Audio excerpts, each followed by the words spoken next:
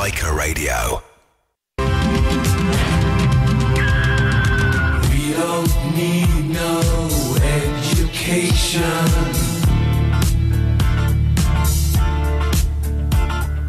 We don't need no thought control.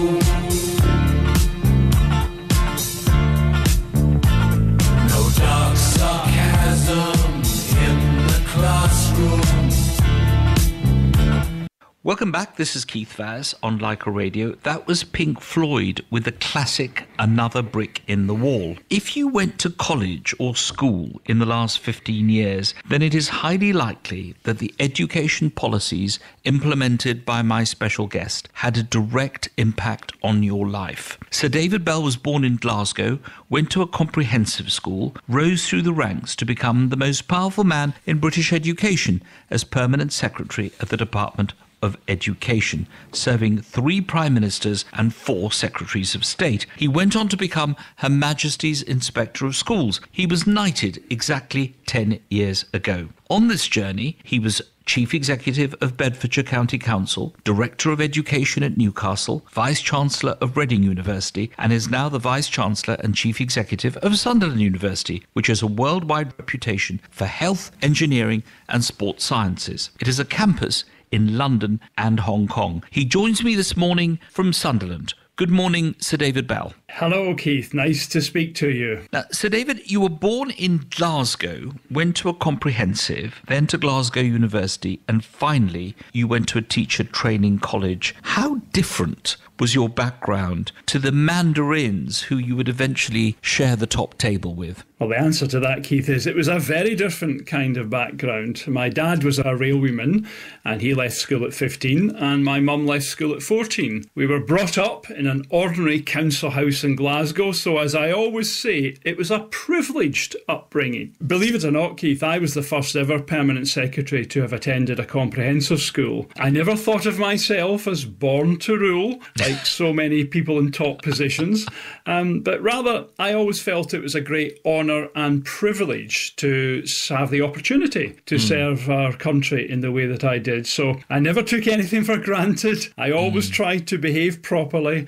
and I always remembered where I came from. Now, a good education, people always want their children, and listeners of this programme will want their children, or they are probably in full-time education, will want to have a good education. Is it about the buildings, or is it really ultimately about the quality of teachers? My mother was a teacher, as were you. Why do we not value teachers as much as the other professions, doctors or lawyers, for example? Keith, I mean, bluntly, I wonder if it was to do with historically the fact that teaching, and primary teaching in particular, and a primary teacher I was, interestingly, was largely a profession for women, unlike law and medicine. Now, thank goodness that's changing. So, for example, nearly 60% of those entering medical school across the UK are female. And we know that more and more female lawyers are occupying top positions. But we want to continue, I think, as you were suggesting in your question, Keith, to emphasise the noble calling that it is to be a teacher. Because, after all, what can be more important than shaping the young minds of the next generation? Now, you served as the Inspector of Schools. Therefore, you must have spent a good deal of your time in that job actually visiting schools. I won't ask you to name all the schools you visited because I think it'll take all day. But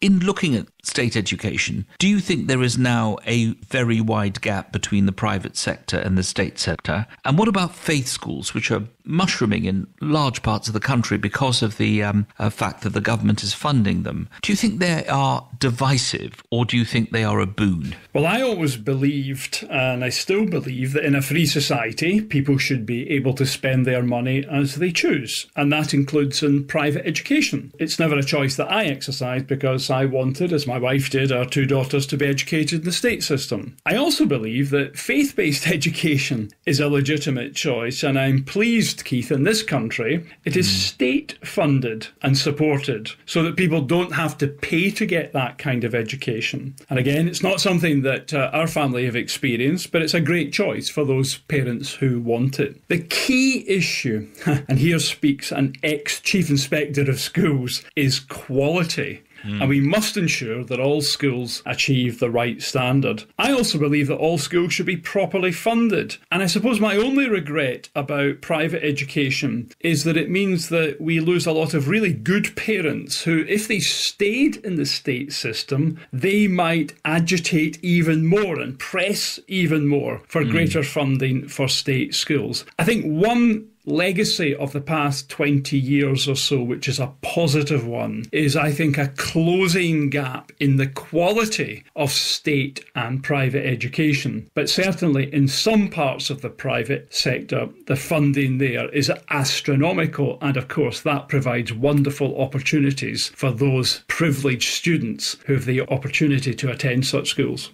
This is Keith Vaz on Leica Radio. I'm talking to the Vice-Chancellor and educationalist, Sir David Bell, the Vice-Chancellor of Sunderland University. We're going to be back after the break.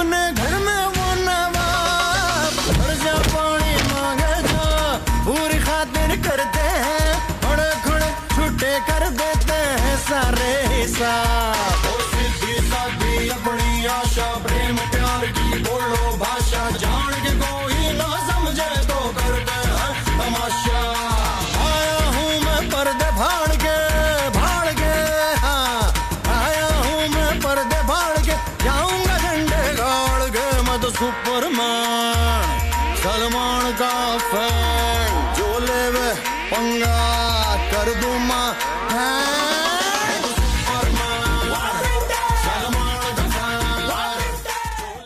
Leica Radio channel sponsor Tilda Rice, celebrating 50 years thanks to you. Leica Radio. Get the exotic feel of summer with Pind Valley's popular range of thirst-quenching desi mocktails, including Kesar Anjeer, Lemon Pudina, Kala Khatta, Gulab Gulkand, Kashmiri Gulab, and Pan Pasand flavors, among many others. Welcome summer 2021 with a taste of the Pind. Available at all Asian grocery shops. Visit pindvalley.com or call 020-8106-5716.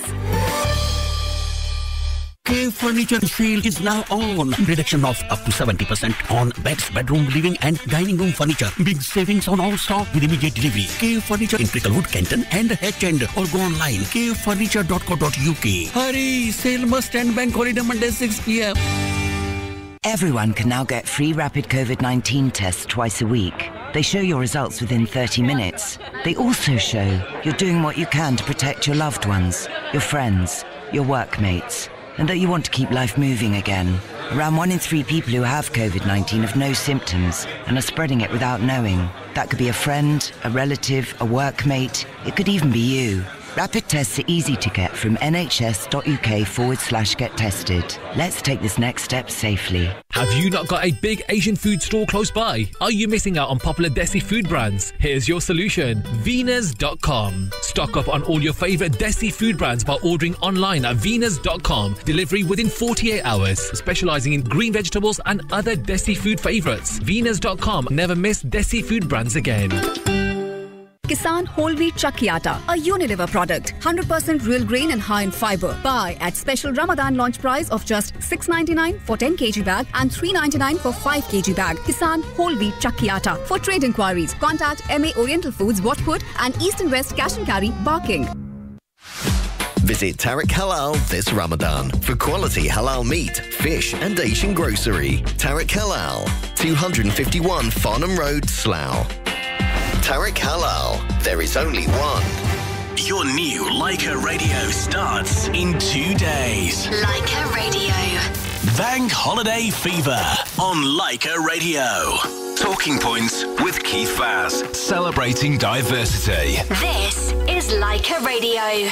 Welcome back. This is Keith Vaz on Leica Radio 1458. I'm talking to the Vice-Chancellor of Sunderland University, Sir David Bell. Sir David, the introduction of student fees, not around when you and I were at university, means that students, some who will be listening to this programme, now carry around with them debt, possibly for the rest of their lives. What can we do to encourage more students from non-academic backgrounds to go to university? Despite the funding changes that came about in 2012, where the tuition fees went up to £9,000, we still see record numbers of students attending university. So you might assume from that the funding system hasn't put them off. And I think it is a well-designed system at the moment that we have, Keith. Students don't pay anything up front. They don't start paying back their tuition fee loans until they're earning around £25,000 a year. And there are various forms of financial support and assistance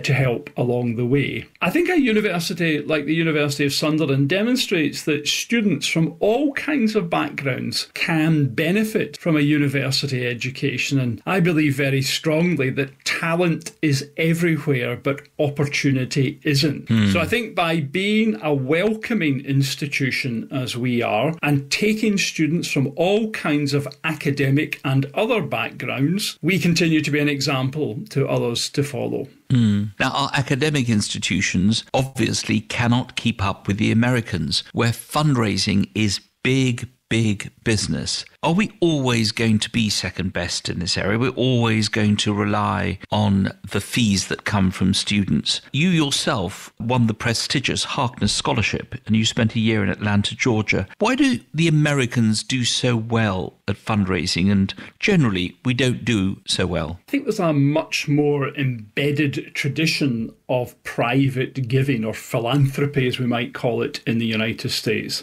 And I think it's also the case historically, Keith, that there were many more people who had fabulous wealth to be able to contribute, huge sums of money to universities and indeed many other art and health organisations. It's also the case that university funding in the United States is different, and I think that is less reliant on the state, either at federal level or local level, state level, to contribute. Now, having said that, we are always interested in generating support from those that can contribute to our work. And I'm delighted to say that recently Helen McArdle, who's a North East of England entrepreneur, gave the University of Sunderland its largest ever gift, £2.5 million, to further our work in nursing, education and research. And of course, the beauty of such donations is that it allows us to do things that perhaps otherwise we wouldn't have been able to do. You were the permanent secretary, so you were the top civil servant in education in the country,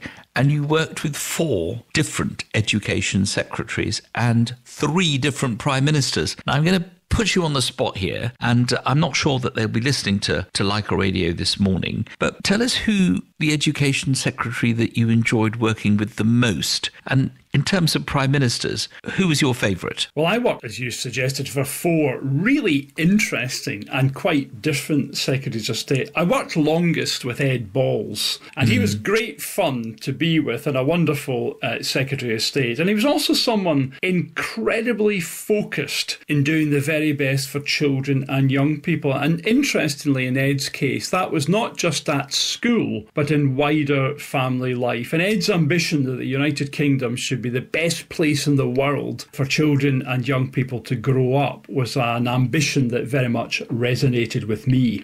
On Prime Ministers, well, Tony Blair still deserves huge admiration for being a 3 times election winner who achieved a huge amount in office. But equally, I still don't think Gordon Brown gets enough credit for all that he did to stabilise not just the UK economy, but the global economy in the light of the 2008 2007 to 2009 financial crash. It was an extraordinary achievement, Keith, and you would have seen it closely, more closely than I did. But I think history will and should judge Gordon Brown very kindly for the contribution that he made at that time. When you're the Permanent Secretary, or indeed Her Majesty's Inspector, you're not moved at the whim of politicians, you're permanent. Do you get the feeling when they arrive in office that they have a clear vision of what they have to do? Because many, as you suggested, don't last very long. I mean, in some cases, of course, in one department, health, I think the Health Secretary changed every single year over a period of time. Do you think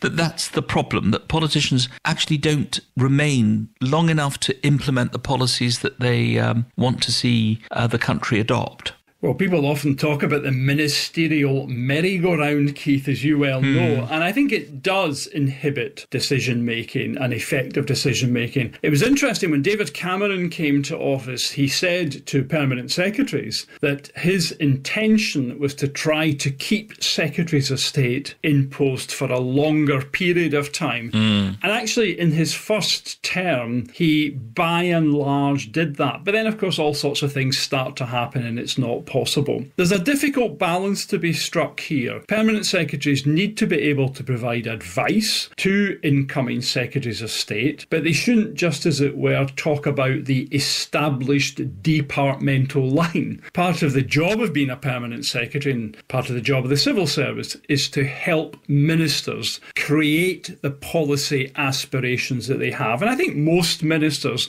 after a period of time, become clearer about the policy programme that they want to pursue. And if they're in post longer, as Ed Balls was, then you get a chance to see more of your ambition being realised. This is Keith Vaz on Leica Radio. I'm talking to Sir David Bell, the Vice-Chancellor of Sunderland University. When we come back, we're going to be talking about diversity. Join us after the break. Leica Radio. Leica Radio channel sponsor, Tilda Rice. Celebrating 50 years thanks to you. Leica Radio. Sunrise Glazing का मतलब है quality, competitive price and quick service at the same time. Sunrise Glazing का मतलब है windows, doors, bifolding doors, composite doors with German profile. Sunrise Glazing is on 01895 23 22 22 or sales at sunriseglazing.co.uk. K Furniture sale is now on. Reduction of up to 70% on beds, bedroom, living and dining room furniture. Big savings on all stock with immediate delivery. K Furniture in Cricklewood, Kenton and Hedge-End, or go online kfurniture.co.uk. Hurry! Sale must end bank holiday Monday 6 p.m. 650 people a minute. 39,000 people an hour. 460,000 people every day.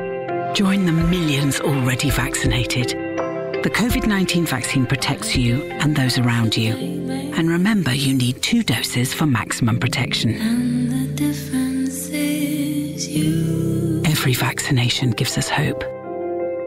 The NHS will let you know when your vaccine is ready for you. What's Kenyan Chevra, made by Bharti Ben of Nairobi, is here. Available at your local Asian supermarket. Trade inquiries, JDM Distributors, 07525 345 520. Kisan Whole Wheat Chakki Atta, a Unilever product, 100% real grain and high in fiber. Buy at special Ramadan launch price, 10 kg bag for $6.99 and 5 kg bag for $3.99. Kisan Whole Wheat Chakki Atta, available at Quality Foods and other leading Asian stores. Visit Tariq Halal this Ramadan for quality halal meat, fish and Asian grocery. Tariq Halal, 259 Water Road, Wembley. Tariq Halal, there is only one. Talking Points with Keith Vaz, celebrating diversity. This is Leica Radio.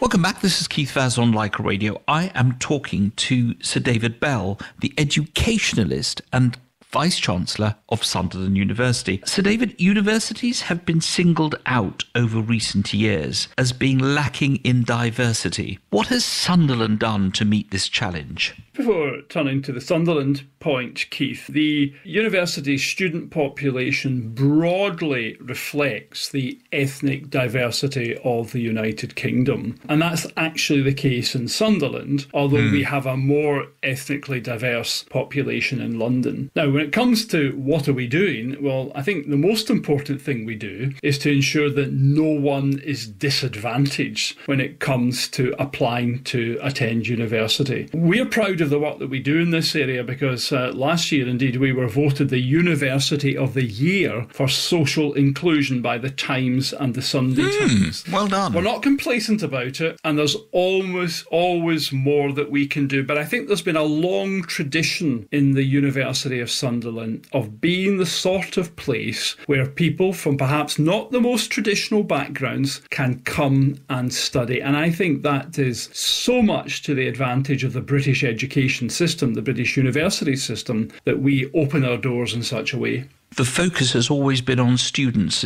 It's good to know that even up there in Sunderland, which is, to some people in London, a million miles from London, you've been able to not only reach the target, but also be recognised for your achievement in social inclusion. But do we not also have to look at the diversity of academic staff? How do we encourage more young Black and Asian people to choose an academic career? I can only count one of the 143 vice-chancellors of British universities who are Black or Asian. There could be one or two more, but it's very few. What do we do? What do we have to do to make this a career worth going into? I think you're right to raise this really important question, Keith. I mean, I know, for example, in Sunderland, the Black, Asian, minority ethnic staff diversity, it's only 10% of our staff. I mean, it's higher in London, but over the university as a whole, it's not where it should be. I think the answer to this question goes back to the point about making sure that university is available to as many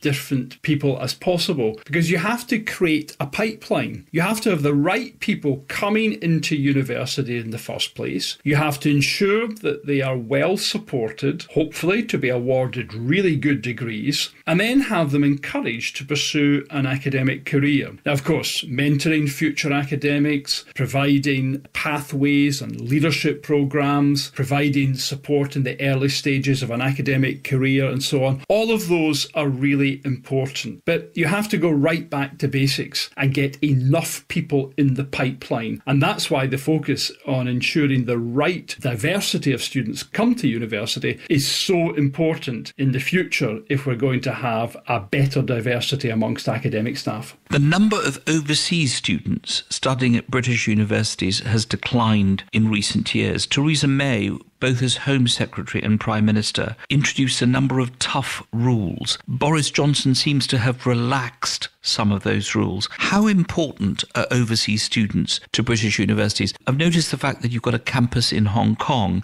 Has having a campus there meant people don't want to travel and study in the UK? To answer your question, overseas students are absolutely essential to British universities. So between Sunderland and London, about 15% of our students are international. And these days, of course, international now includes students from the European Union. But we also have about 5,000 students studying overseas in other institutions, but following University of Sunderland degrees and other qualifications. So international is both about the students we attract to this country, as well as the students we encourage to study for qualifications overseas. And yes, Hong Kong's very interesting because although it's relatively small, around 600 students, it does enable us to offer an education, principally a postgraduate education, to those people in work who probably wouldn't be able or want to travel overseas, but still want to acquire a British qualification. And I have to say, Kate, it's really important that this country remains a welcoming place for international students. Otherwise, all the rhetoric around global Britain, it will just be that, rhetoric. This is Keith Vaz on Like a Radio.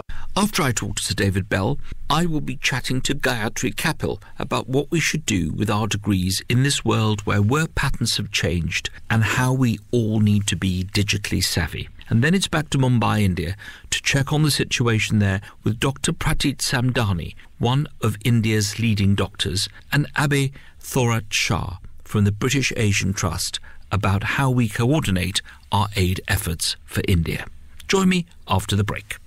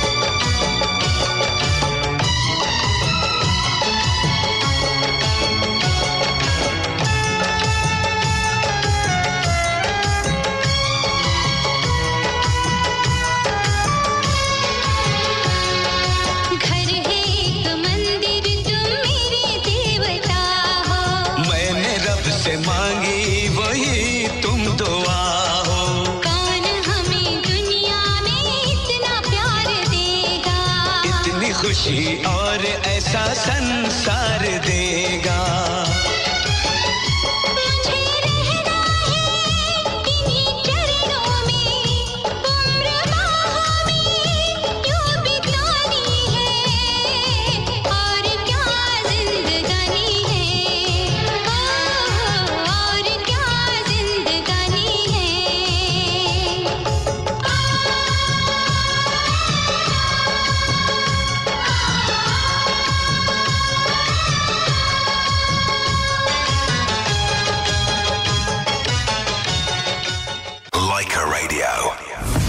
IPL Cricket Updates brought to you live by Forum Insurance. Stay safe and get protection for your business and financial risks today. Search Forum Insurance online from any device now. The IPL match today, Sunday the 2nd of May, is the Rajasthan Royals versus the Sunrisers Hyderabad and the Punjab Kings versus the Delhi Capitals. Updates throughout the day on Leica Radio. IPL Cricket Updates brought to you live by Forum Insurance. Stay safe and don't get run, bowled or caught out this year on your insurance cover and premiums. For trusted protection for your business and family, search Forum Insurance online or call 0208 909 2899 now. Leica Radio. Leica Radio. Leica Radio. Travel update. I'm Michael Page. There's a delay on the M25 clockwise between junction 5 of the M26 and Clackett Lane services. An earlier broken down car meant all traffic was held for a short time, so it should start to ease up quite quickly. In Bexley Heath, the A207 Albion Road is closed both ways for a police investigation between the Brewers Fair and Broadway Shopping Centre. Westminster Bridge Road is looking busy on the southbound side at Waterloo because of an accident, car blocking the road near the Walrus Bar and Hostel. In Greenford, the A40 Western Avenue still has lane 1 closed heading into town at the Greenford flyover because of works. There are delays building up on the A3 northbound approaching the Robin Hood junction at Kingston Vale, and it's still busy on Hampton Court Road both ways between the Bell Inn at the High Street Hampton and Hampton Court Palace roundabout. On the trains, the District Line still has severe delays between Ealing Broadway and Richmond and between Ealing Broadway and Tower Hill following an earlier signalling problem. Engineering work on the tubes means there's no service on the entire Hammersmith and City Line, and the District Line isn't running between Tower Hill and West Ham. There's also no service on the Northern Line between Moorgate and Kennington. And just a reminder, major engineering work this weekend means there are no Avanti West Coast and London North Western services into and out of Euston. Replacement buses are running from Stanmore on the Jubilee Line to and from Milton Keynes. And that's the latest traffic and travel. Leica Radio. Hi there, small business owner. Your tiny QuickBooks team here. Just a quick reminder that we take care of calculating and filing your VAT. And payroll taxes, which makes it easier for you to manage throughout the year. That's right. You're not missing out on any tax savings. Not on our watch. For available tax products, visit quickbooks.co.uk. Taking care of taxes. Do it, QuickBooks. Leica. Leica Radio channel sponsor, Tilda Rice. celebrating 50 years thanks to you. Leica Radio. We've got loads of great deals at Morrison's to help you celebrate Eid. Like celebration tubs for only £5. Or a jumbo gift box and Medina dates for £6.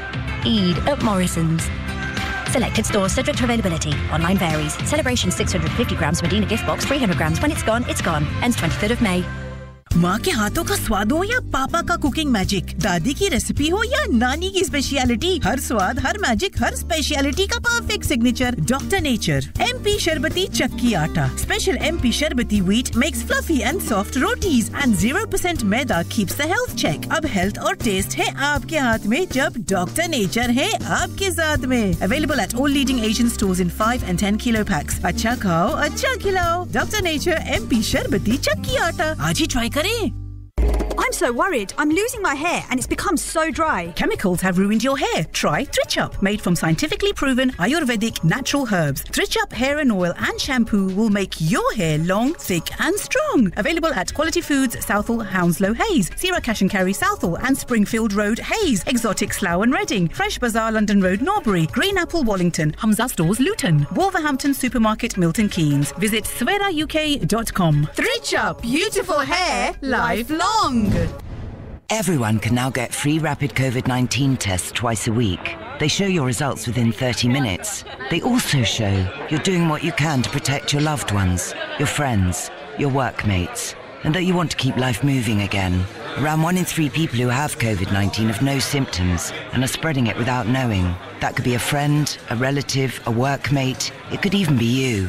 Rapid tests are easy to get from nhs.uk/get tested. Let's take this next step safely. Haldiram wishes Ramadan Kareem to all listeners. Buy your most loved Haldiram Gulab Jamun, Rasgulla, Rasmalai tins and plain Kesar or Anguri Rasmalai at special promotional prices during this Ramadan at Asian grocery stores near you. एक शेर अर्ज किया है. आप सुनाए बिना बाज नहीं आएंगे. अरे सुनिए तो. चलिए सुनाइए. कहते हैं रमदान में रहमत बरसती है. वाह. कहते हैं रमदान में रहमत बरसती है. मुझे इफ्तार में खीर मिल जाए, मेरी दुआ बस इतनी सी है. चलिए बनाए देती हूँ. आकाश फाइनेस्ट क्वालिटी बासमती की तरफ से रमदान मुबारक. आकाश basmati, it's bolly good. Visit Tariq Halal this Ramadan for quality halal meat, fish and Asian grocery. Tariq Halal, 387 North Holt Road, South Harrow. Tariq Halal, there is only one. The Long Weekend Magic on Leica. London. Welcome back. This is Keith Vaz on Leica Radio 1458. I'm talking to Sir David Bell, the educationalist and Vice-Chancellor of Sunderland University. Sir David, how damaging has the pandemic been to educational standards in this country? The honest answer, Keith, is we don't know. But given how much schooling has been lost, the likely answer is considerable damage, particularly for those from less well-advantaged backgrounds who haven't had the continuity of education that they need and deserve. I very much support the appointment of an old friend of mine, Sir Kevin Collins, as the Education Recovery Commissioner, or I think perhaps better known as the Catch-Up Commissioner, as he's looking at a whole host of ideas to help children and young people catch up. But I think it's really important to emphasise the point, Keith, this is not a short-term task. So even if we get back to something approaching normality in the UK in the months ahead, the task of education recovery is one of years, not months. Now, some of the listeners this morning will be either sitting their exams or waiting for their results. Those entering university this year will be doing so on the basis of an assessment on grades made by their own teachers, not a competition with a board. Do you think there was a better way of doing this? Keith, you and your listeners will recall the shambles of last year when it came to public examinations and the use of the mutant algorithm to grade students. And of course, that led to a humiliating climb down in U-turn by the Education Secretary. So I suppose we have to be optimistic and assume that what happens this year must be better than last. To be really serious about it, teachers are now in control of the process, and that's a good thing. Equally, that's not perfect either. as there can be a tendency to overgrade or be more generous, and sometimes we know that students from less advantaged backgrounds may be graded more harshly. Now, in the circumstances that we're facing, I think it's probably the only course of action that was feasible, but I think we just have to ensure, if we're thinking about university entry, that that's done fairly in the light of these really complicated circumstances. And for those applying this year, will your universities be interviewing? The interview is sometimes used. Obviously, you sometimes just go on grades and decide to make offers, but you must interview others. What do you all prefer? Do you prefer the face-to-face interview or just giving places on predicted grades and references? Because we've always been an inclusive university, we've always used a wide variety of information before we accept students. Now, that includes examination grades, as you would understand. It can include portfolios of work. It can include, for mature students, a wider work experience CV. There are, as you suggested, pre-entry tests in areas such as medicine, and there are interviews too. And we will be very understanding of the situation that school and college leavers in particular find themselves in, and will treat everyone fairly. I think the evidence is that we can do it. We've always done it, and most importantly, we did it last year, despite that national chaos in examination results and so on. And I'm very confident that we can do it again this year. And indeed, because we've had a year's experience of such a set of arrangements, and we've thought long and hard about what we'll do, I'm confident that no student that's got the right qualifications, the right experience, passes all the right interview questions and so on, will get access to the University of Sunderland. There has been concern among students expressed on this programme, in previous programmes, concerning the fact that they have to pay for their accommodation during the pandemic, even after they were told to stay at home by the government. Do you think it's fair to have charged them for accommodation, not just saying Sunderland, but all universities, rather than give them their money back, given the orders that the government gave about lockdown? It isn't fair, and that's why we, like many other universities, Keith, have not charged students if they haven't been able to use the accommodation. We've also allowed students to break accommodation contracts without penalty, so they've not had to pay right through to the end of the contract. Now, of course, some private accommodation providers haven't been able to do refunds, and in many cases, I understand why. But as is the case in many other parts of the economy, I think folks will remember those who acted fairly and responsibly and those who didn't. So from our point of view, it was just really important, first and foremost, because it was the right thing to do, not to charge our students unnecessarily, but also because it was a smart thing to do, because the relationships we have with our students, both current and future, are absolutely vital to our success. If you Google what is the University of Sunderland famous for, then the issue of health, the policy area, the education area of health comes up. Are you pleased that that is one of your big specialities, given what's happened over the last year? Well, I don't claim any foresight in that, but of course, the last year has demonstrated just how much we rely on healthcare professionals and indeed health-related research. And I was speaking to some of our paramedic students in training last week, and I asked them if they were concerned as a result of the pandemic about going into, bluntly, a dangerous profession. But actually, the really good news is they were very energised about the prospect of doing so. So we now offer a whole suite of courses from paramedic science through nursing, occupational therapy, physiotherapy, and now medicine. And that's been a great development for Sunderland, Keith. We opened one of the new publicly funded medical schools, and like so much else that we do, we are offering opportunities to students from all kinds of backgrounds. There's a message to all the students listening to this programme. If you want to do medicine, apply to Sunderland University, because it's a lovely place to study. So David Bell, it's been an absolute pleasure talking to you today. It's been fascinating to know about your journey, but also the continuing work that you do at Sunderland. We always ask our guests to choose a song and dedicate it to someone. Which song would you like to choose, and who's it dedicated to? Well, given that my wife and 2 daughters have had to put up with quite a bit over the years as I've pursued that varied and interesting career we've discussed, the dedication has to be to them. They're also, wife and 2 daughters, as I am, great fans of that brilliant Scottish duo, the Proclaimers. And we have lost count of the number of their concerts that we have attended. And indeed, Keith, we would walk 500 miles. That's my song choice. I hope you will. You were the first Vice-Chancellor ever to appear on Leica Radio. So I don't know whether it's 500 miles to Sunderland, but it's been a pleasure having you on. Let's hear your song from the Proclaimers. Thank you, Sir David Bell. Thank you, Keith, and best wishes to all the listeners of Leica Radio.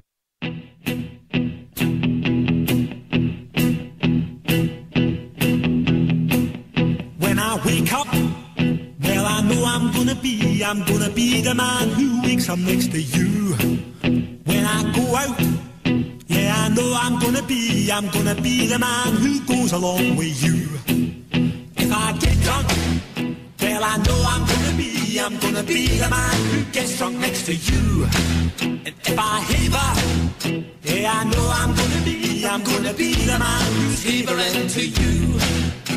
But I would walk 500 miles and I would walk 500 more to be the man who walked 1,000 miles to fall down at your door. When I'm walking, yes, I know I'm gonna be the man who's working hard for you.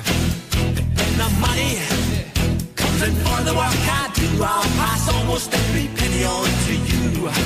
When I come home, I know I'm gonna be the man who comes back home to you.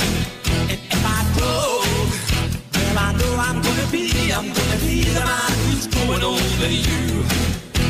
But I would walk 500 miles and I would walk 500 more to be the man who walks 1,000 miles to fall down at your door.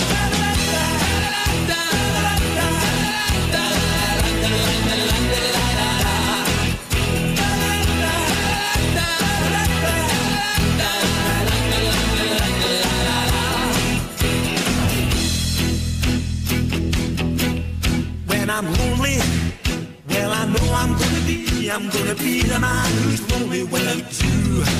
And when I'm dreaming, well, I know I'm gonna dream about the time when I'm with you.